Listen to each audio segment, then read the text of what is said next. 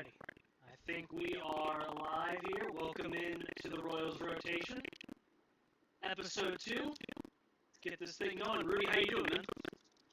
Good, are you? Oh, doing all right. It's kind of sad that we're not getting to. I saw the meme that the Royals posted today that they're watching everybody else have fun on opening day, and we're sitting here haven't gotten to watch the Royals play yet. But other than that, it's going all right. We were just talking about like how Paul Skeens was fucking me in fantasy. Yeah. I feel like that's like is that the bar in hell that the Royals can't hit as far as an opening day game?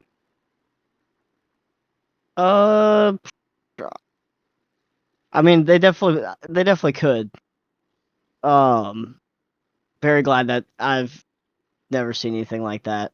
I mean, Like have your, what new opening day 3 years ago? No, yeah, I think it was. 3 seasons ago, where they lost 0-2 and they looked fucking awful.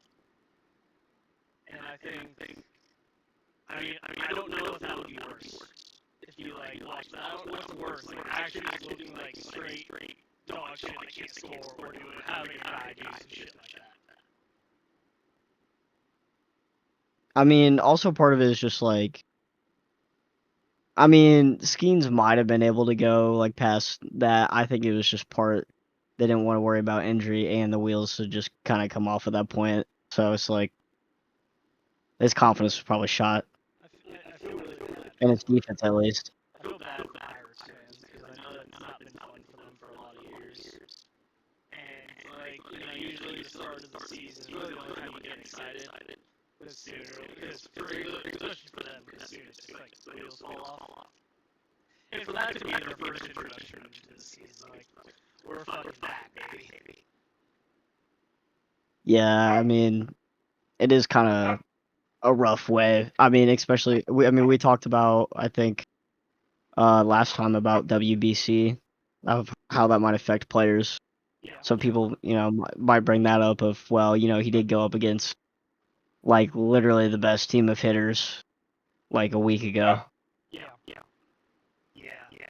Well, to get into the episode here, we're gonna break down our predictions for the new season. Got only one game for most of these teams to go off of so far, but and then after that, we're gonna break down the Royals' first series. Starts tomorrow. I remember it's 6:30 p.m. Against the Atlanta Braves. I'm not gonna lie, I don't know a lot about like any of the moves these other teams made. So a lot of this, and it's also not based around like how they perform today. A lot of them like some of these are like kind of gut feeling from what happened last year. But to start out, let's go with the AL East. So I'll be very unoriginal here. I'm gonna go with the New York Yankees. It feels like an easy pick. It feels like their expectation is that they should be winning the AL East about every year. But yeah, it's not boring. I don't really like it like the Yankees, but I don't really know where else to go with it. Well, for me, I'm gonna go the Boston Red Sox. I like secretly kind of always liked the Red Sox a little bit, but this year I do think they have a really solid chance of I mean, Toronto was a playoff team last year. Baltimore could have been. They just were very lackluster, very underperforming last year, especially their pitching staff. Yeah. And I mean, the Rays just weren't really gonna compete last year at all. So I think it's really between those 3, maybe 4 teams, depending on how Baltimore does. But I like the Red Sox rotation. I'll take Garrett Crochet. I mean, Garrett Crochet had an absolute gem of a day today. The rest of the rotation pretty solid. And then they have solid power in their lineup, and like their outfield is pretty good. They have Cedon Rafaela, they have Roman Anthony, and they have Jaren Duran. So just like those three, um, very exciting, players. So those guys, and um, yeah, I mean, kind of watched how the Yankees rotation kind of played towards the end of the last year, like the 3, 4, 5 guys, very hit or miss. Yeah. Um, I think the Red Sox, they have a higher floor with their rotation compared to the Yankees. Okay. So, yeah. Alright, we'll skip over, we'll say, actually, no, let's get into it. The AL Central. It's been kind of it's produced a lot of playoff teams the last couple years. And I think this year, I think they had, it was what, 2024 they had division winner and then they had 2 of the wild card spots. This year, I have to, it's tough to differentiate between going with my heart or my head, but some of this tells me it's Detroit. Once again, they just have, they seem like they get better year to year. They've gotten better every year ever since they had that wild run in the playoffs in 2024. And with Terrence School, that motherfucker won me in fantasy league last year. I want to think that the Royals have a chance, and also the Guardians. Some of the Guardians are just I forget who's making the point on them. Is if you look at the roster, if you threw the Diamondbacks name on it, then you think, oh, that's a mediocre roster. That's gonna win 60, 70 games. And then you're like, oh, it's the Guardians. They're fine to win 90 game roster. But I'm gonna go with the Tigers. I do think the Royals come in second. I actually do think the Royals come in second. But I think the Tigers just edge them. Yeah, I also have the Tigers. I mean, I'm trying to remember the first guy's name. McGonigal came out today. It was his MLB debut. He had 4 hits. He was looking pretty solid for them. So if, obviously, probably not going to keep that same clip, but as that guy can stay consistent, they have big hitters, Spencer Torkelson, Riley Green, and obviously we know about Tarek Skubal. They got Verlander back, who's, he's obviously a bit older than what he was when he was with the Tigers the first time, but he's still, very good. Yeah. So that, I think they also got, I think it was Kyle Finnegan, was someone they got during the offseason. He was pretty solid out of the bullpen. And yeah, Gleyber Torres is still there. He's very good, average wise. Always, just has a constant contact tool in my opinion. So him and all these guys looking pretty good. Yeah. One of the last AL division, got the AL West. Before we get, would you say this is the most open division? The West. I would say, yeah, kinda. I think between them and maybe the NL East. Yeah, could be. Well, for the AL West, I'm gonna go the Texas Rangers. I think a lot of it is whenever I see it, okay, look at their starting pitching. You got Jacob deGrom, you got Mackenzie Gore, you got Nathan Eovaldi. It's really good three in my opinion. And whenever I think it was when the Royals were playing the Rangers, I think it was Jock Peterson who kept fucking them up. They still got Corey Seager, who's obviously Corey Seager.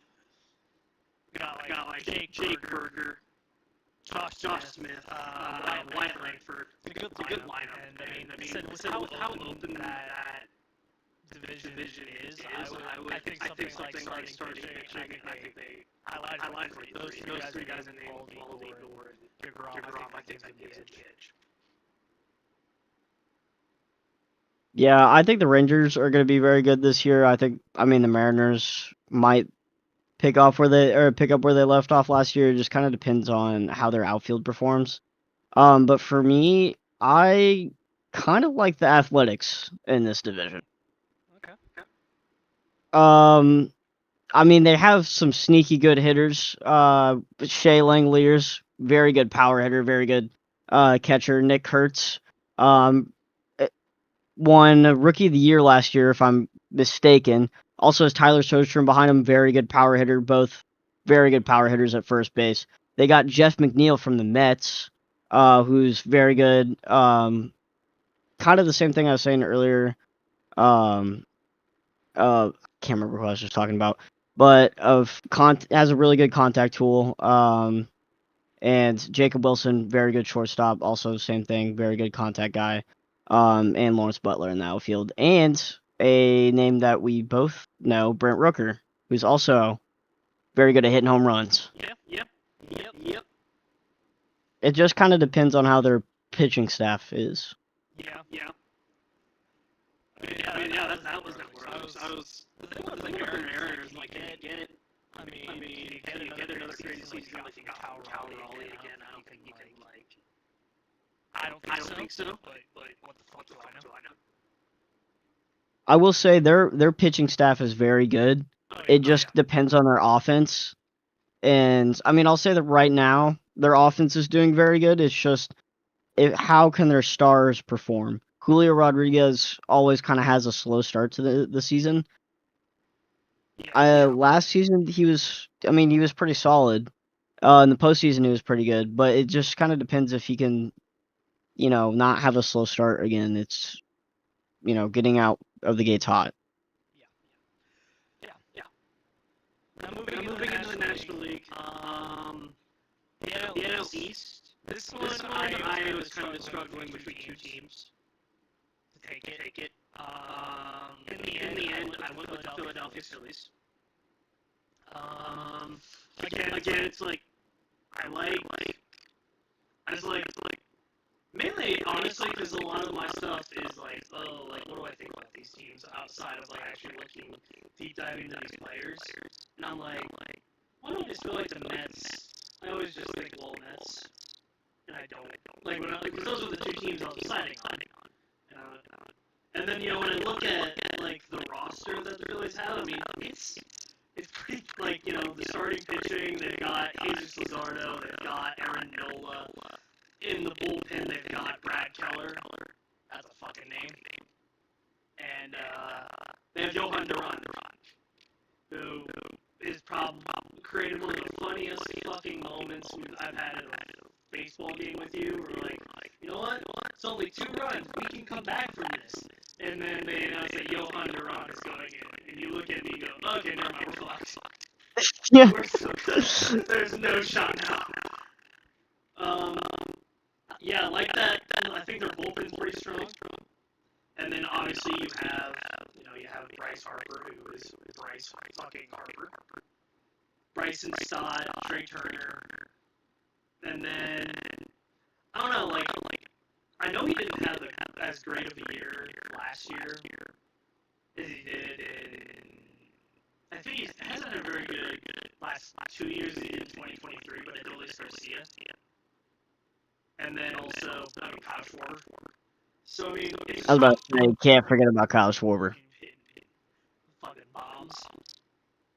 But yeah, overall, it was kind of a coin flip for me between those two teams, and I do like the addition of Duran for them. Well, I also kind of had a toss up between two teams, but one was the same, but I'm gonna go with the Braves. I like the rotation a lot. Once Spencer Swellenbach comes back from the 60-day IL, Yeah. and Spencer Strider comes back from the IL, their rotation is going to be very good. Yeah. It's just waiting for those guys to get healthy. But position, We'll get into skill it. position We'll wise, get into it in a minute. The Royals are very fortunate that right now they're playing the Braves when they are. yeah. But position wise, they still have very good players. Drake Baldwin was coming in, starting to come into his own, towards the end of last year. Matt Olson, very good at first base. Austin Riley, very good at third base. Ozzy Albies, very good at second. I mean, really, their only weakness is shortstop and in the infield. I mean, actually, their whole team, really. I mean, left field, they have Yaz, which, depending if he can pick up where he left off last year, they'll be set there. Center field, Michael Harris, Money Mike. Even if he's not hitting well, he will have lights out defense. So if he's in a slump, you will not. Defense doesn't slump basically for him. And then you have Acuna, and that should just say that. So that's why I like the Braves for this. Also, they kind of solid bullpen. So once they get their rotation back and healthy, Yeah. and Very the other fair. team I had was the Mets too, but I had the same thought of Lowell Mets. That's fair. Going into the Central, this was another kind of tough one for me, and I'm about 99% I'm going to be wrong on this. And I think some bias is creeping in here because someone has been both dooming but also hyping up this team. So I'm going to go with the Chicago Cubs. I know they just signed Pete Crow Armstrong to their big extension. And they have a really good infield. Like looking at their infield, Bregman, Horner, Shaw, Swanson, Bush. I like that infield for them. I mean, Hunter Harvey, if he's healthy, is a good addition to a rotation. I mean, not to a rotation, to a bullpen. It's just, for the Cubs, it's strictly down to starting pitching. Their starting pitching has been kind of horrendous. And I think, what is it you said? Because I know one of them, I know Bubic was getting linked with the Cubs a ton. Lugo. It was Lugo, yeah, Lugo. Both those guys were being. So a lot of it does come down to me, their starting pitching, but I think it's more of a swing in the dark. I'm not going to act like I have much like. I mean, obviously they were in the playoffs last year. They won a series against the Padres, I believe. And I think they went 7 with the. No, they went 5 with the Brewers. So I mean, they're a strong team. I think that the main competition they'll run into is the Brewers, and I just think they'll let them out. Well, speaking of the Brewers, that's who I had. I like the Brewers mostly. I mean, their offense is still hot, and it kind of showed today. I mean, I know they played the White Sox, but that and the Miz, 11 strikeouts, went crazy today. Kyle Harrison, also a pretty solid pitcher. Brandon Woodruff, once he gets healthy, and has a full season under his belt, I think he'll be pretty good. I think that'll be a solid 1-2-3, for them. They also, another guy I like out of their pin is Abner. Gosh, I'm gonna butcher their last name. Uribe. Pretty sure that's how it's said. Throws absolute gas out of the pin. I didn't see that. That's brutal. Yeah. But Murakami hit his first home run for the White Sox, so congrats to that guy. Yeah. But mostly the big part for the Brewers is their the hitters. William Contreras, obviously big hitter. We know about Bryce Terang. He played for Team USA and in the WBC. Jackson Churio, he's on the 10-day IL to start the season, but which was a hand injury after a hit by pitch in the WBC. But shouldn't be out too long. So once he gets back, I mean, he's an all-star talent. Christian Yelich, another, big hitter. And Garrett Mitchell's also pretty solid for them. But yeah, that's why I like. And then the final division, the NL West. And you know how I said I'm very unoriginal?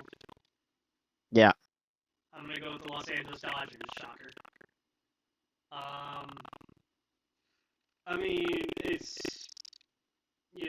partially, so I've been trying to get more and more into fantasy baseball. I got a team right now that has Yamamoto and Ohtani on it, and I'm like, I am the god of pitching. And then, it's like, that just scratches the surface for a team, like, two of some of the best pitchers in Major League Baseball, and then it's like, okay. It's like, you also got, Tyler Glasnow pitching. That's great. And then, to close it out, Edwin Diaz. That's awesome. And then, you get to their hitting. Mookie Betts, Freddie Freeman, Max Muncy, Kyle Tucker. It's a stacked team. And also they have Blake Snell, who will be back from injury in probably a month or so. They didn't win the division last year, did they? Did they? Pretty sure they did, yeah. I'm not sure if they did actually, because I thought. Oh wait, they might have actually played in a wild card. Yeah, they played in the wild card against the Reds. If I remember right. Wait, no, pretty sure. No, the Padres played in the wild card against the Cubs. I feel like I remember. But I think they won the division. They were like they were the 3 seed. No, they definitely played the wild card. Well, yeah, no, but the 3 seed plays the wild card. But they still win their division. Oh. I think that's right. Because you only get 2 byes, so the 3rd division winner just doesn't get a bye, and I think that was the Dodgers. Because the Reds made it out on the final day, but I know the Padres played the Cubs. So yeah, I'm going to say that they did actually win the division, but they were the worst division winner in the NL. And yeah, I think so. Oh wait, no, the Cubs were the worst division winner. The Brewers won the Central last year. Oh wait, yeah, never mind. I think you're thinking too much of NFL playoffs, Stevie. Yeah, I am. My brain's too much on football right now. I don't know why. Right now, football is not doing much. I'm ready. Getting ready for the draft. Oh yeah. We can draft the replacement for the 36-year-old tight end we gave a 3-year contract to. Sadiq. Anyway, we gotta stop talking about football. Yeah. Gonna get too much. Yeah. But yeah, no, I can't. I feel like there's just nothing that outside of like, hey, baseball can happen, but I can't think of a real logical reason not to pick the Dodgers. Yeah, they spend too much money. I had the Dodgers too. Little tryhards. They spend too much money. Someone needs to stop them, please God. Too much money. All the green. Can't stop winning. Anyway. Do all the winning. But yeah. So those are our predictions. Mine are probably going to be horrifically because I feel like I took giant swing in the NL Central and the AL West. Let's get into the last part of the episode, which will be going over the Royals Braves series. Starts tomorrow night. I don't know. You'll probably if you're watching, you'll probably watch them because you're gonna off work. And I don't think I'll be able to watch either first two games live. At least not. I'll be doing other things and have to be multitasking with it. And then we're hoping to do watch along Sunday game, the noon game. But yeah, Royals on the road in Atlanta to start the season. if you take a quick look at the pitching matchups we get here. Friday, we get Chris Sale versus Cole Reagans. Saturday we get Reynaldo Lopez versus Michael Wacha.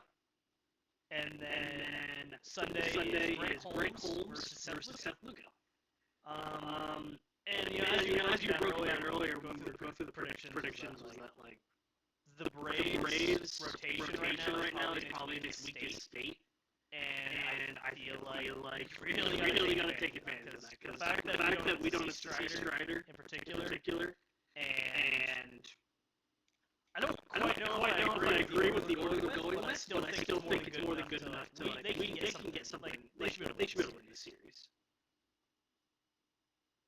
Yeah, I mean, honestly, even if Strider was healthy, I don't know why. I mean, I feel like they'd probably go Sale first anyway. But yeah, this, like you said, rotation is the weakest that we'll probably see it. At least for the first like week. Kind of depending on how Spencer Strider heals up because he is a little injury prone. Yeah. Yeah, I was a little shocked to not see Bryce Eldridge go against us. I thought he'd be a little bit higher, but you know. I believe I'm personally using karma. I believe the fact that we're getting to see the Braves rotation in the state is karma for the fact that last year they got playoffs with Rich Hill.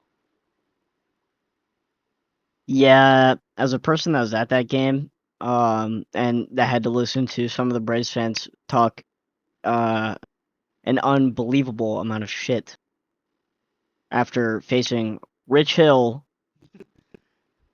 who is probably the same age as my grandma. Yeah, congrats, I guess. So yeah, I feel pretty good. Yeah. And I mean, we get into real star matchup here between Ronald Acuna Jr. and Bobby Witt Jr. They just met up in a baseball classic final, wasn't it? Oh wait. Was Ronald Yep. Acuna is Venezuela, right? I can't remember if he's Yep. Venezuela or Dominican Republic. Venezuela. Okay. So they just met up in the World Baseball Classic. Yeah, so I mean, kind of going over, I guess, more focusing on the Royals.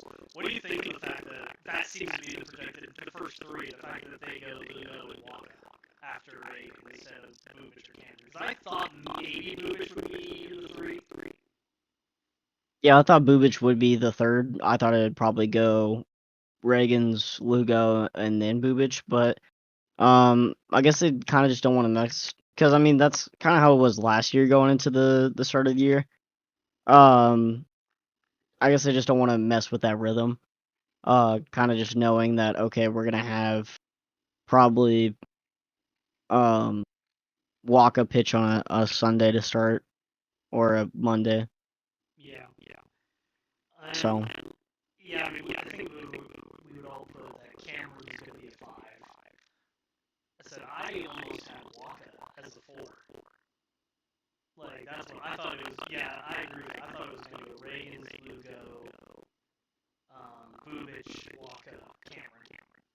And, yeah, I mean, if you look at the Braves, Chris Sale is obviously hard out. Chris Sale is a very strong starter for them.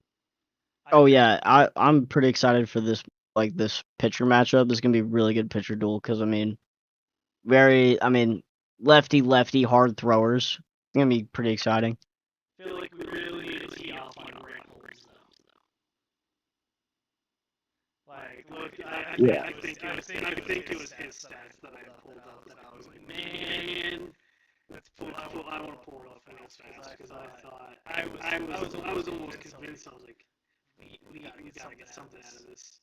First of all, and I don't mean to speak derogatory with anyone. The dude looks like a straight pedo. Like pull up Yeah, a picture of I don't think the mullet mustache combo is really helping him out at all. Mullet mustache. He's got thick ass neck.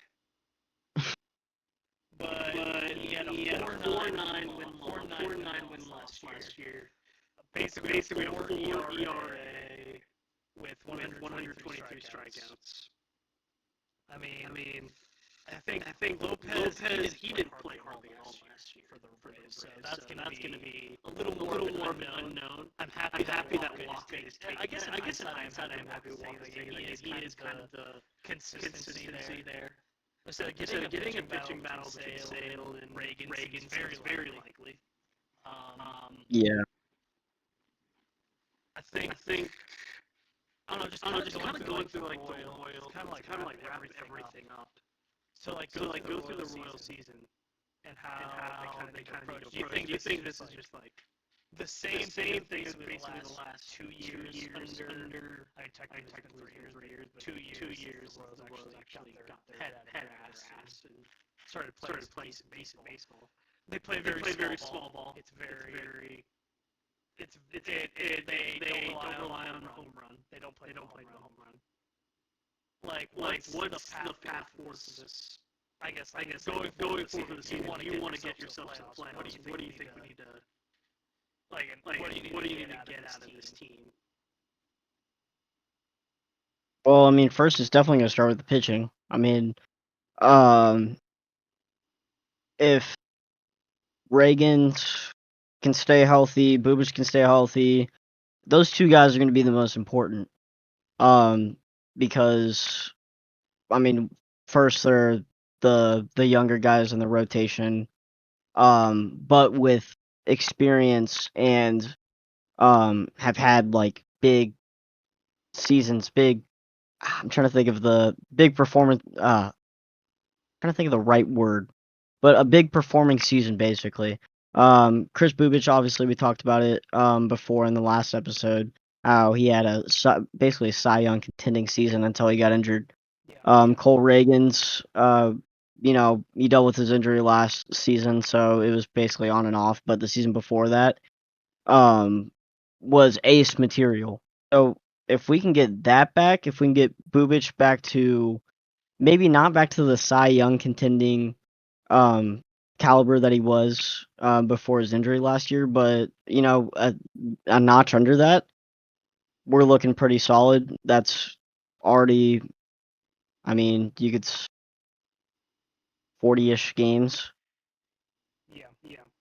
You get, and then that's not including what you could get out of Cameron if he still has a solid season after what he had last year. So it kind of depends off that, pitching and then defense. So just not giving up any errors, not allowing any of the cheap runs, and hitting your 4 mark that we talked about last season is probably going to be about the same again this year. Yeah. I think so just being able to manufacture those 4 runs. Yeah. I was thinking about this. Like when the Royals made the playoffs in 2024, they played the Orioles series, and both games were from a neutral standpoint, an absolute snooze fest. Like one game was 1-0, one of them was 2-1. And I love the 1-0 game. Like I had the way that they won that game. I'm like, you couldn't have drawn enough any better how this team wants to play, and then doing that to a team to win. Like Cole Reagan goes out there, he gives you 6 full innings of no-run baseball. The way you get your run is you walk Michael Garcia. He steals second. Michael Mass grounds out to first, but Michael over to third, and Bobby just squirts one through the infield for a run. I'm like that is I think to a T as much as it is sometimes boring to watch. That is to a T what the Royals want to do. I don't think that's what this team is going to be constructed as compared to that team. You don't think so? I will say that. I don't think so, mostly because of, just looking at what we had last season and like production of power at least. Vinny had 30 home runs, Bobby had 30 home runs. You have a guy like Michael Garcia that could probably get 30 home runs, especially with the new dimensions. Jack Caglione. Salvi, Carter Jensen. We don't exactly know what he could get with a full season, but we know he has that pop. We saw it in spring training. I think this team's more constructed on the power side than more small ball, but they still do have that capacity with a couple guys like Tyler Tolbert. And I mean, it's not like Michael Garcia isn't fast, Yeah, but I Bobby, would say Bobby. it's definitely yeah, and obviously Bobby. But I will say it definitely feels like this team is more constructed as a power team compared to a small ball or speed team. It was all calculated. It was all calculated. They brought in the infield. They're like, we're gonna get more power. We're gonna make a lot more home runs. That was the vision all along. And going through with this series, it's like you know you don't know what these teams will come out to be. But like last year, I can't remember how many times we actually played. Like we actually went out in series playoff contending teams. Like they were so few and far between. And beating a team like Atlanta start the year, I think that can build some really strong confidence. And also kind of the start of like evaluating some of these guys, because when you go through this roster, there's a lot of guys on this team that like I'd say is unless they kick off early, it's very likely they're not going to be on this roster for long. And I'm looking at my favorite pitcher in the world, Bailey Falter. I think he is on relatively thin ice with what's behind him in AAA. I don't think the design the Royals are going for is to have Ryan Berger sit in Omaha for the entire year, or wait till the 40-man rosters to bring him in. I think he gets in before that, or otherwise I'm gonna vomit. But also trying to think of the other reliever in the bullpen. One of the guys we were talking about. I think it's Alex Lang. Yeah. He's another guy that, and someone breaking down how like these guys, part of the reason they made this roster was because they're out of minor league options,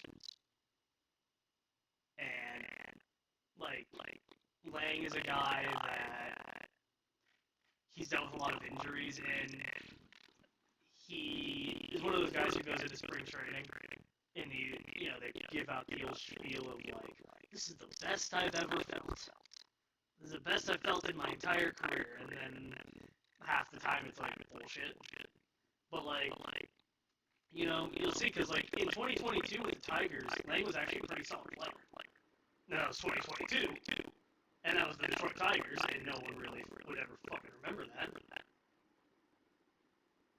But I think that like it's, especially with some of the concerns like that someone like Estevez has in the bullpen. I think there are some concerns in the bullpen. They will have these opportunities in these early series to like see like is there any value in keeping some of these guys. And I think people like Nick Lofton and Tyler Tolbert are kind of under the same microscope. I'll say I also feel like Alex Lang probably made it because Luinder Avila isn't. I'm pretty sure he had some sort of injury during the WBC, or there was something that kind of held him back from being on the 40-man. But someone I saw that it was like an arm tightness thing, but that's a guy I kind of expected to make the 40-man that I really think should be in the bullpen. That kind of like you were talking about, if any of these guys kind of don't have a hot start, that could be going up, moving from Omaha, going up major. Yeah.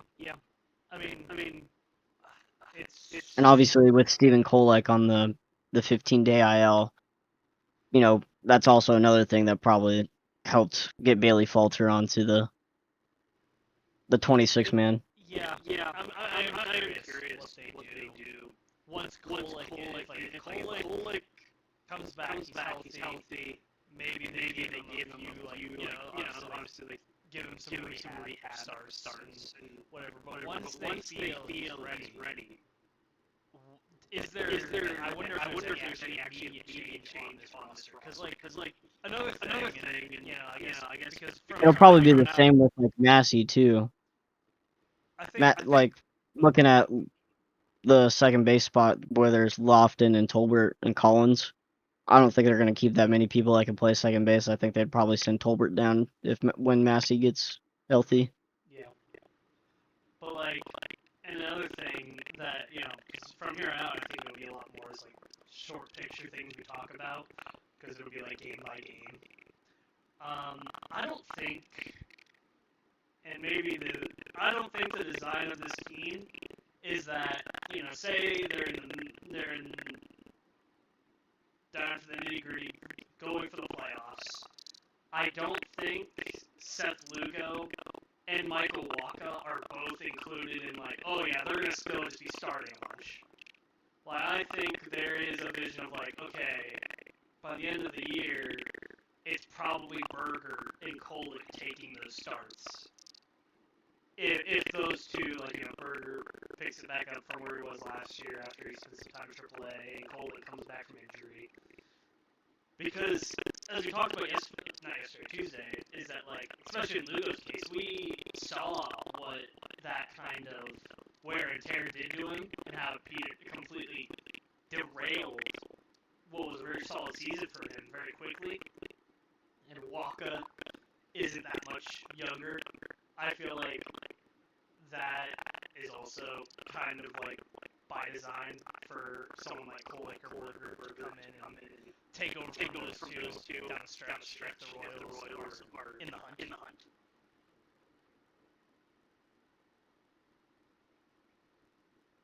Sorry, I got very distracted by. Did you know that MLB.com has the nicknames of guys on their bios? I did not know that. I know that they have music. Seth Lugo's is the Puerto Rican. The Puerto Rican. Yeah, I just I saw that, and after that, my interest was piqued.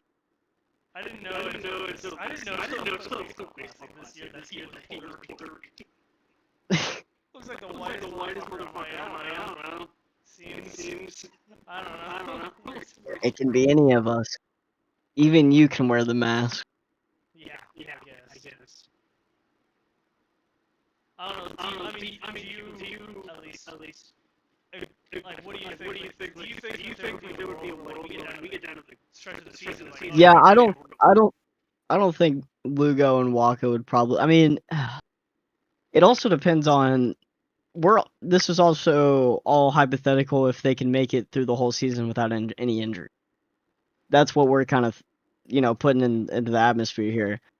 I don't know if that's possible for Wacha this year. I like something in my gut just tells me that's just not in the cards. I feel like there's gonna be, he was like the only guy in the rotation last year. Like I feel like he and that's why I think that. Yeah, because he only missed one game, and it was because his wife was delivering a child.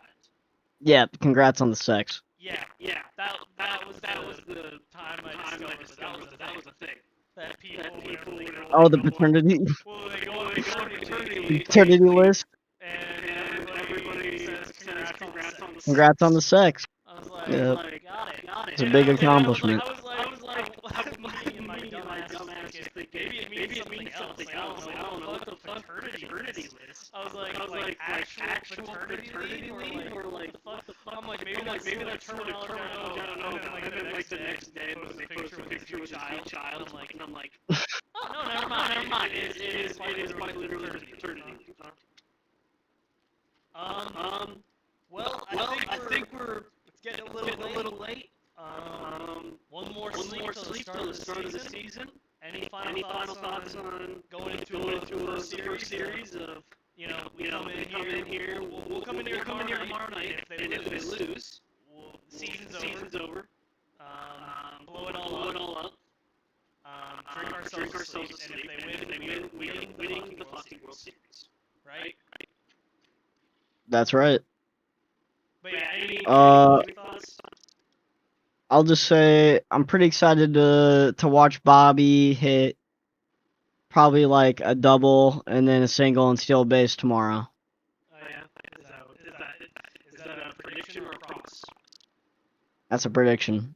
Okay, I got you. I don't know if Vinny and Jack are gonna hit any home runs tomorrow since they're going against Chris Sale. Lefty on lefty, it's a little scary. I think Vinny would probably hit one. Jack probably line like a double, but the lefty on lefty matchup has me a little discouraged for those two. If we're throwing any Vegas bets or anything. Ooh, yeah. My Vegas line is fucking putrid. I gave myself $10 last week.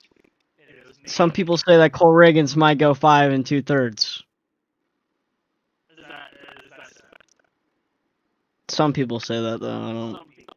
Heard a source said. Source close to the situation said you're full of shit. Sources I made it the fuck. Well, thank you all for listening. We will see you tomorrow night, I guess, for the post game. And see you in the next one.